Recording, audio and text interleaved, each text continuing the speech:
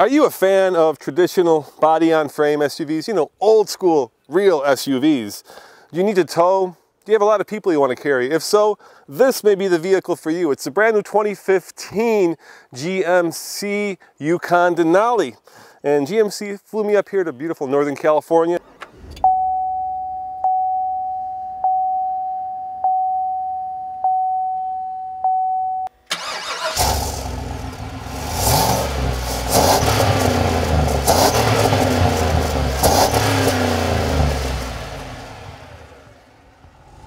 And that is coming up next on the Fast Lane Car.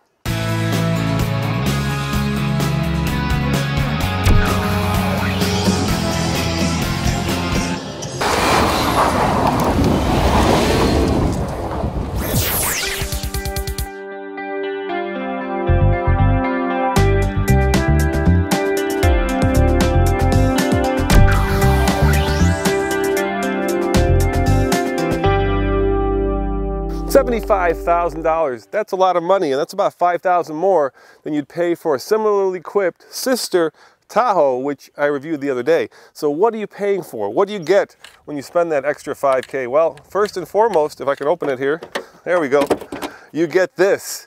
This out of the Sierra is the 6.2 liter, 420 horsepower, 460 pound-foot of torque V8. It is a monster V8, and it is fast.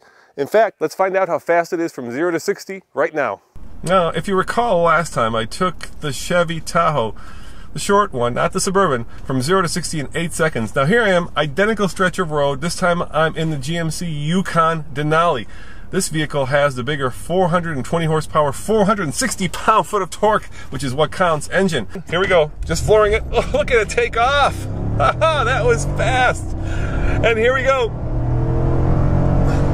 Oh, can you believe that?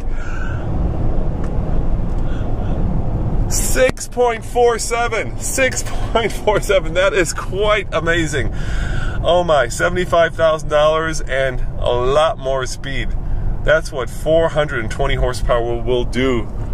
And it's called a big smile on my face because that was a lot of fun.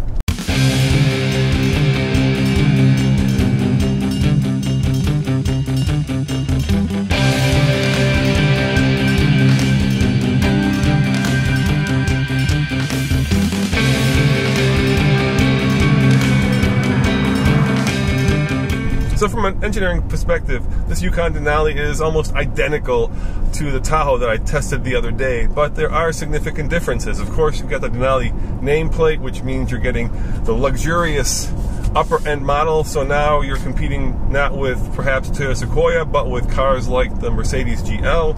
You're also getting a different gauge cluster. This one has a configurable digital cluster, and of course the biggest thing you're getting in this particular model is that 6.2 liter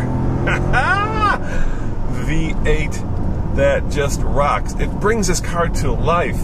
The Suburban especially felt a little bit big and ponderous, whereas this feels light on its toes. It's ready to dance. It's just a much more engaging car to drive. But what we really said we needed to do is maybe, again, take a leap forward with the new Yukon. So whether it's technology like safety technology, lane departure warning, forward collision alert, rear cross traffic alert, a slew of other safety technology, or infotainment technology like the latest in IntelliLink, so connectivity between your smartphone and the car, whether it's things like magnetic ride control for a smooth ride, and then really from a styling standpoint, is where it begins and ends. People who buy a Yukon are first attracted to it because of its bold GMC styling. Inside the Yukon Denali is very similar, obviously, to the Tahoe because they're brother-sister cars, but there are some significant differences. First and foremost is this configurable display, which allows you to change it up so that you can see systematic information about the car, radio navigation, the usual stuff. So, I was talking about the configurable display. Check it out. You can see it right there. With the push-fill button, I can change my display to pretty much any vehicle diagnostic I want. Then if I go over this way, I can also go to the radio, the phone, the compass, yada yada yada. And that's a little bit of what you're getting when you spend the extra money for the Yukon versus the Tahoe. You've got things like real aluminum, real wood, and of course, this very nice thick steering wheel that helps you move this big bad boy down the road. This live stitching in all the right places. This real aluminum with a very signature and unique burnished look on the Denali. And this is real wood right here? This is real wood throughout on the interior, and Denali seats with really beautiful buttery leather seats, if you will.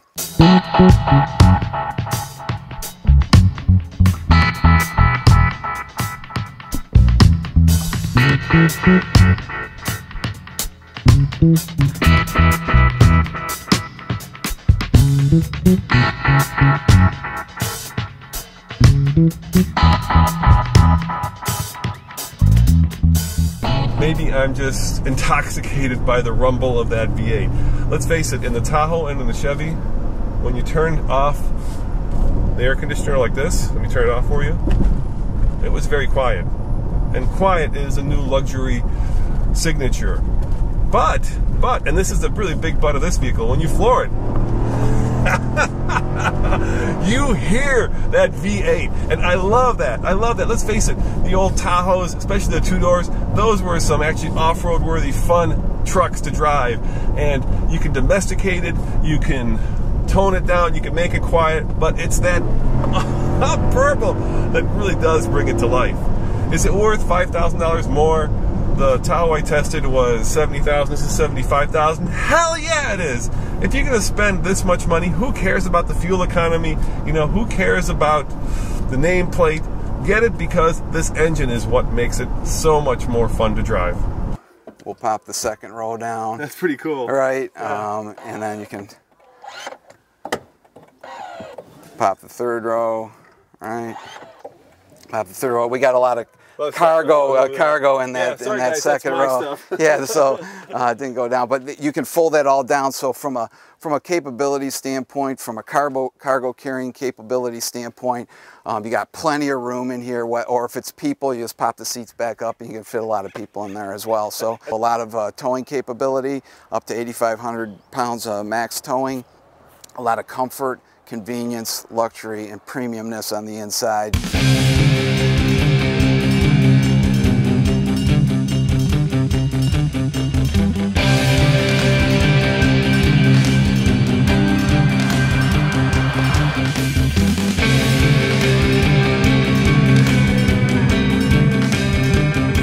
This vehicle with the larger V8 gets 14 MPG in the city, 21 on the highway. The Tahoe with the 5.3 gets 16, 22 in all-wheel drive configuration. In a real-world driving, as tested, 18.1. I was getting 19 in the Tahoe. So 1 or 2 MPG more. Is that worth getting the smaller engine? Oh, couldn't hear you. Over the roar of that V8. Sorry, couldn't hear you. What did you say? Say it again. Is it worth it? Oh, no, can't hear you again. Sorry. I think you know how I feel about this.